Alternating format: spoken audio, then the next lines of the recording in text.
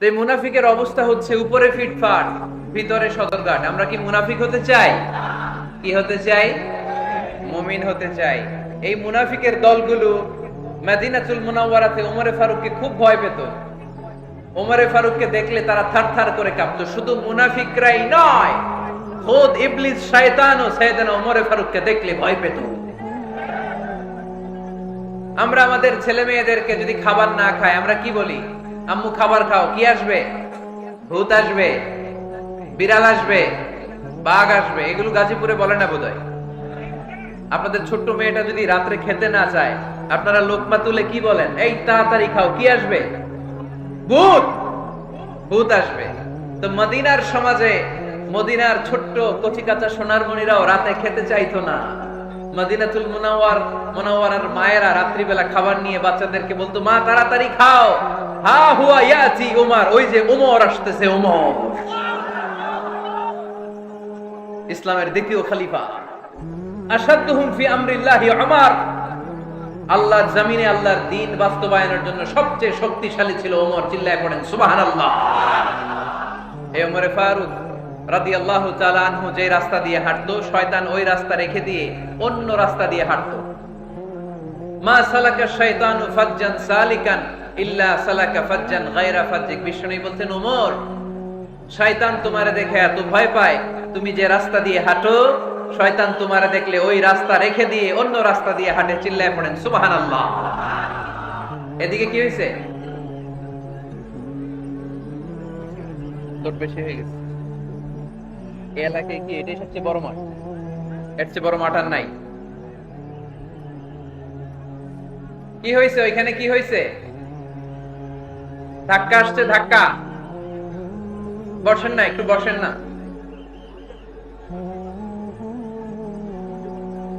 মন্ত্রী মহোদয় আসছে? মন্ত্রী মহোদয় আসতেছে উনি? মাশাআল্লাহ। উনি তো কষ্ট হয়ে যাবে, তো আসবে কিভাবে? একটু জিকির করি লা ইলাহা। সাইয়েদনা ওমর ফারুক মসজিদে নববীর ইমাম। এদিকে তাকান, আমার দিকে তাকান, আমার দিকে তাকান। উনি প্রত্যেক নামাজের ইমামতি করতে আসতেন মসজিদে নববীতে। জোহরের নামাজে ইমামতি করলেন। ইমামতি করে দেখলেন নামাজ শেষ, সবাই বের হয়ে চলে যায়। এটাই ইসলামের নিয়ম, ঠিক কি না? ফাইদা কুদিয়াতিস সালাতু ফান্তাশিরু ফিল আরদ ওয়াবতাগু মিন ফাদলিল্লাহ। নামাজের সময় খায়া ফেলাইছি। নামাজের সময়, কাজের সময়, নামাজের সময়, কাজের সময়। ফাইদা কুদিয়াতিস সালাত, যখন নামাজ শেষ হয়, ফান্তাশিরু ফিল আরদ, জমিনে ছড়িয়ে পড়ো। এটা ইসলামের আইন। তার মানে আল্লাহ বুঝাতে চাইলেন, নামাজের সময় মসজিদে চলে যাও। নামাজ যখন শেষ হয়ে যাবে, শিক্ষক চলে যাবে স্কুলে, কৃষক চলে যাবে ফসল খেতে, মেম্বার অফ দা পার্লামেন্ট চলে যাবে সংসদ ভবনে, ব্যবসায়ীরা চলে যাবে শপিং মলে, ঠিক কি না? কাজে চলে যাও। ওমরে ফারুক নামাজের ইমামতি করিয়ে নামাজ শেষ করলেন। সবাই চলে গেল। ইয়ামান দেশ থেকে আসা কিছু লোক গোল হয়ে বসে আছে, জিকির আজকার করে, ইবাদত করে। এরা যায় না। এরা কি করে না? যায় না। আসরের নামাজে সাইয়েদনা ওমর ফারুক রাদিয়াল্লাহু তাআলা আনহু নামাজের ইমামতি করলেন। নামাজ শেষ, সবাই চলে যায়, এরা যায় না। মাগরিবের নামাজের পরেও এরা যায় না। এশার সালাতের পরেও এরা যায় না। এশার পরে উনি ধরলেন, মা বালুকুম মা খাতবুকুম, হোয়াটস রং উইথ ইউ ম্যান? তোমাদের কি সমস্যা? জোহর, আসর, মাগরিব, এশা প্রত্যেক সালাতের পরে সবাই যার যার কাজে চলে যায়, তোমরা যে যাও না? বাড়ি কই? বলি ইয়ামান। তো বসে থাকো কেন? কি করো? কই জিকির করি। কি করি? কি করি? জিকির আজকার করি, তাসবিহ তাহলিল করি, ইবাদত করি। তো তোমরা যে যাও না, তোমাদের খাবার দেয় কে? খাবারের ব্যবস্থা হয় কোত্থেকে? তারা বলল, আমাদের জিকির দেখে, আমাদের বুজুর্গি দেখে আশেপাশের লোকেরা পাতিল ভরে খাবার নিয়ে আসে। ওই খাবার আমরা খাই। নাহনু আল মুতাওয়াক্কিলুনা আলাল্লাহ, আমরা আল্লাহর উপর তাওয়াক্কুল করে এখানে বসে থাকি। উমরে ফারুক বললেন, সর্বনাশ, তোমরা যদি মুতাওয়াক্কিলুনা আলাল্লাহ হও তাহলে কেমনে হবে? তোমরা তো মুতাওয়াক্কিলুনা আলাল্লাহ নাও, তোমরা হচ্ছে আল মুতাওয়াক্কিলুন বা'দুকুম আলা বা'দ, আল্লাহর উপর তাওয়াক্কুলকারী নয়। তোমরা যারা পাতিলের মধ্যে করে খাবার নিয়ে আসে তাদের উপর তাওয়াক্কুল করে বসে আসে, ঠিক কি না? তোমাদের জিকিরও চলে, আবার মাথায় টেনশনও চলে, পাতিল কি ছোট আসবে না বড় আসবে, খাবারে আমার ভাগেরটা থাকবে কি থাকবে না, টেনশন আছে না নাই? কারণ অন্যের উপর নির্ভরশীল, নিজের রান্না করে নাই, নিজে তো বাজার করে নাই, নিজের তো অ্যারেঞ্জমেন্ট বলতে কিছু নাই, আরেকজন যা দিয়ে যাবে ওইটা খাবে। উমরে ফারুক বুঝালেন, আরে বোকা, এটারে তাওয়াক্কুল বলে না। তোমার সাধ্যে যতটুকু আছে তার সবটুকুন করার পরে তুমি তাওয়াক্কুল করবে একজনের উপর, তিনি কে? এক সাহাবী বললেন, ইয়া রাসূলুল্লাহ, ইয়া হাবিবাল্লাহ সাল্লাল্লাহু আলাইহি ওয়াসাল্লাম, আমি অনেক দূর থেকে সফর করে এসেছি, এই যে আমার ওটের রশিটা এটা ছেড়ে দিয়ে যদি আমি ঘুমিয়ে যাই, আল্লাহর উপর তাওয়াক্কুল করি, আমার ওটটা বসে থাকবে নাকি? বিষ্ণু বললেন, না, এটারে তাওয়াক্কুল বলে না। ওটের রশি রেখে দিয়ে ঘুমাইলে তোমার উট দৌড় দিবে। ইআকিলহা সুম্মা তাওয়াক্কাল আলাল্লাহ, ওটের রশিটা আগে দড়ি দিয়ে ভালো করে গাছের সাথে বাঁধো, তারপরে তাওয়াক্কুল করবে একজনের উপর, তিনি কে? আগে বাঁধতে হবে, তারপরে তাওয়াক্কুল, আগে কাজ করতে হবে, তারপরে তাওয়াক্কুল। এক লোক বড় হুজুরের কাছে দোয়া চাইছে, হুজুর আপনি দোয়া করবেন আল্লাহ যেন আমার একটা ছেলে সন্তান দেয়। কি দেয়? কথা বুঝে নাই বোধহয়। কি দেয়?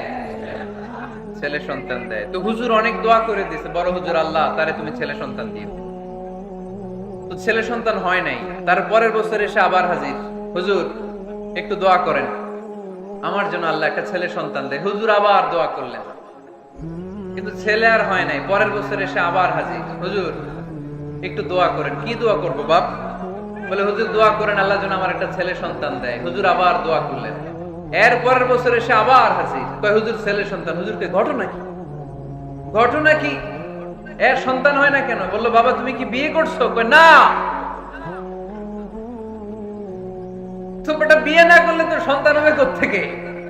আগে তো বিয়ের পর্বটা সার, তারপরে তাওয়াক্কুল করবি কার উপর? বিষ্ণু বললেন, তাগদু খিমাসান তারুহু বিতানান, পাখিগুলোর মতো যদি সকালবেলা তাওয়াক্কুল করে বের হয়ে যাও, প্রতিটা পাখি, আপনাদের গাজীপুর এলাকায় পাখির বাসা আছে নাকি? কি পাখি আছে? বাবুই পাখি, হ্যাঁ, কি পাখি? সব আছে। তো এই পাখিগুলো এই গাজীপুরের বিভিন্ন গাছপালার উপরে যে নিড় বানিয়েছে বাসা, দেখবেন সকাল বেলায় এই পাখিগুলো আল্লাহর উপর তাওয়াক্কুল করে বের হয়ে যায়। এই পাখিগুলো জানে কোন জায়গায় ওর রিজিক আছে, রিজিকের ব্যবস্থা করলো কে? সারাদিন শেষে পাখিগুলো আবার ওদর পূর্তি করে পাখিগুলোরে নিড়ে ফিরিয়ে দেয় কে? জানে না কোথায় খাবার আছে। আমাদের ফ্রিজ আছে, ফ্রিজ, ডিপ ফ্রিজ, 7 দিনের বাজার করে ডিপ ফ্রিজের মধ্যে খাবার রেখে দেই। পাখিদের ডিপ ফ্রিজ আছে নাকি? আমাদের টাকা বেশি ঘরের মধ্যে হয়ে গেলে ব্যাংকের মধ্যে অ্যাকাউন্টে ফেলে দিয়ে আসি। পাখিদের কোনো ব্যাংক অ্যাকাউন্ট আছে নাকি? তারুহু তাগদু খিমাসান তারুহু বিতানান, সকালবেলা পাখিগুলো কিচির মিচির আল্লাহর জিকির করে বের হয়ে যায়। বিকেল বেলা প্রতিটা পাখির পেটে খাবার দিয়ে আবার ফিরিয়ে দেয় কে? এটার নাম তাওয়াক্কুল। ওমরে ফারুক বললেন, তোমরা যা করছো এটা তাওয়াক্কুল নয়।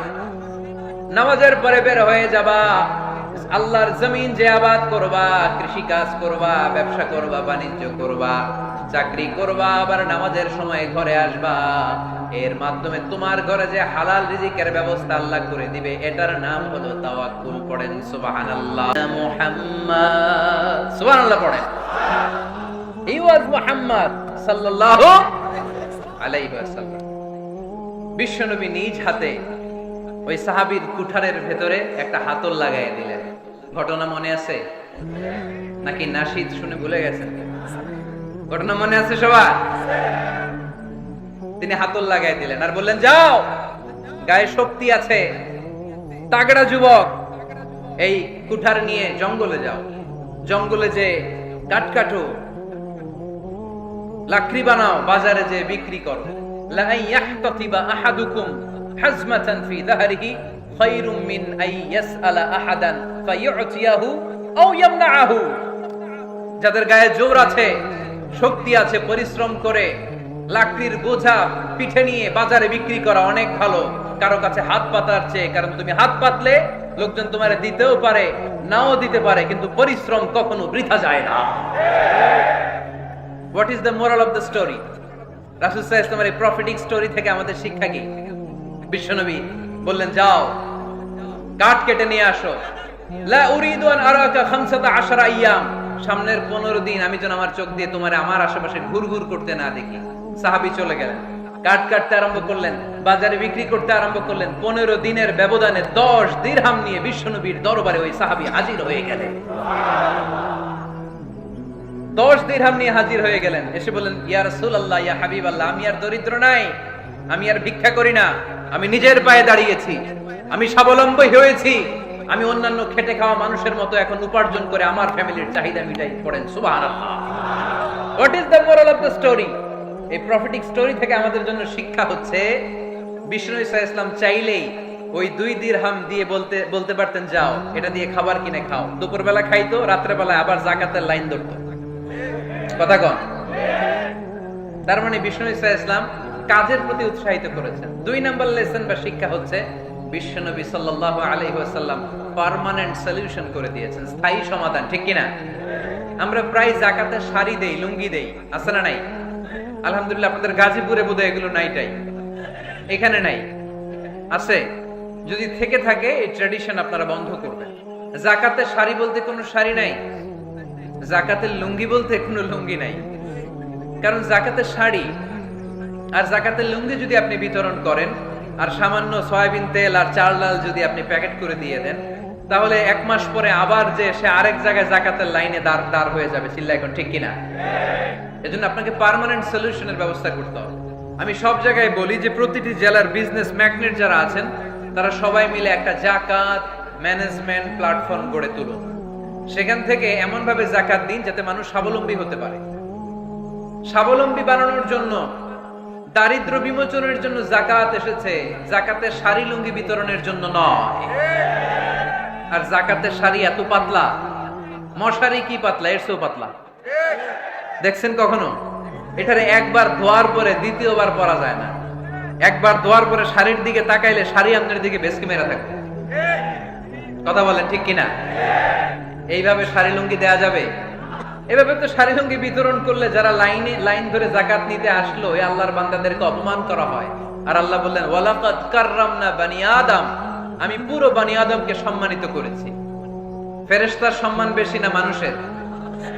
বুঝা শুনে বলেন কার? তুমি মাটির আদমকে প্রথম সৃষ্টি করিয়া ঘোষণা করিয়া দিলে শ্রেষ্ঠ বলিয়া, তাই তো নূরের ফেরেশতা করে আদমকে সেজদা। সুবহানাল্লাহ পড়েন।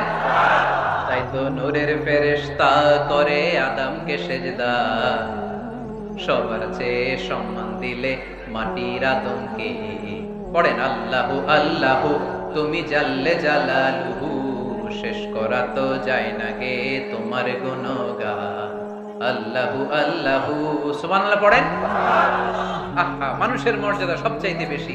এজন্য যাকাত যারা নিতে আসে তাদেরকে অপমান করা যাবে না। এর কারণ যাকাত দিয়ে আপনি কোনো করুণা করেননি, বরং ওরা যাকাত নিয়ে আপনাকে এই ফরজ ইবাদত করার সুযোগ করে দিয়ে আপনার প্রতি করুণা করে গিয়েছে। আওয়াজ করে বলেন ঠিক কি না? অনেকে মনে করে আমি যাকাত দেই, আমি মনে দয়া করছি, আমি মনে হয় করুণা করছি। আচ্ছা, যারা গরিব ওরা যদি যাকাত না নেয় ওর সমস্যা আছে? নিমুনা যাকাত। কিন্তু আমি যদি বলি দিমুনা, আমার খবর আছে না নাই? আমার জন্য দেয়া ফরজ, ওর জন্য নেয়া ফরজ না। তাই আমি দিয়ে করুণা করিনি, ও আমার কাছ থেকে যাকাত নিয়ে জাহান্নামের আগুন থেকে আমাকে বাঁচিয়ে ও আমাকে দয়া দেখিয়েছে।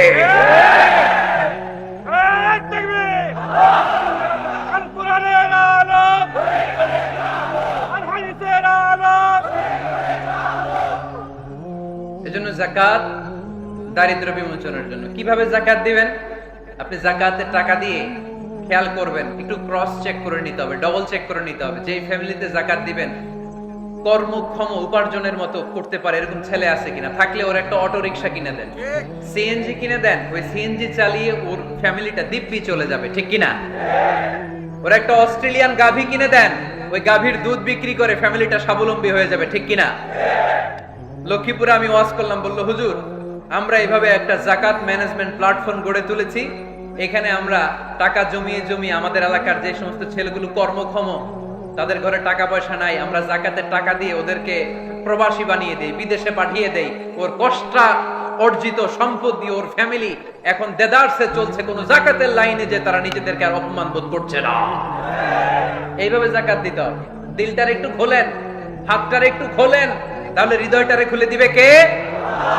দে যাকাত, দে যাকাত তোরা দে রে যাকাত, দে যাকাত, দে যাকাত তোরা দে রে যাকাত, তোর দিল খুলবে পরে আগে খুলু খাত, দে যাকাত, দে যাকাত তোরা দে রে যাকাত। পড়েন আমিন। এই যাকাতের মাধ্যমে আমরা আমাদের বাংলাদেশকে স্বাবলম্বী করতে চাই। রাজি আছেন সবাই? সংঘবদ্ধ প্রচেষ্টায় যাকাত আদায় করতে রাজি আছেন? বিশ্বনবী সাল্লাল্লাহু আলাইহি ওয়াসাল্লাম চাইলেই 2 দিরহাম দিয়ে বিদায় করে দিতে পারতেন, কিন্তু বিশ্বনবী সাল্লাল্লাহু আলাইহি ওয়াসাল্লাম তাকে কাজের প্রতি উৎসাহিত করলেন, পার্মানেন্ট সলিউশন দিলেন। এজন্য অলসতার সাথে ইসলামের কোনো সম্পর্ক আছে? আওয়াজ করে বলেন, অলসতার সাথে সম্পর্ক আছে? অলসতাকে যেন আজকে আমরা কি বলে দিছিলাম? ভুলে গেছি। আরো জোরে।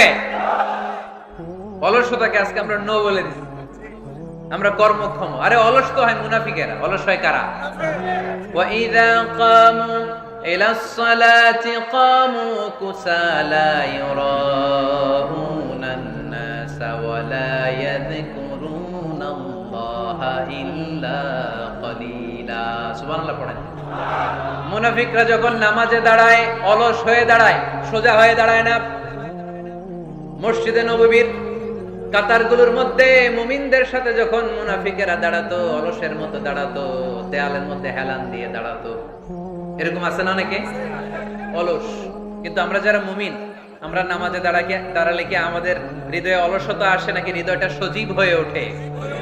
আমাদের হৃদয়কে নামাজে দাঁড়ালে সজীব করে দেয় কে? ইয়াকিদুশ শাইতানু আলা কাফিয়াতি রাসি আহাদিকুম ইযা হুয়া নাম। আমরা যখন রাতে ঘুমোতে যাই, শয়তান আমাদের মাথার পিছনে অলসতার 3টা গিট মারে। কি মারে? এই যে রশি দিয়ে এরকম বাঁধে, যে এটারে গাজীপুরে আপনারা কি বলেন? গিট্টু।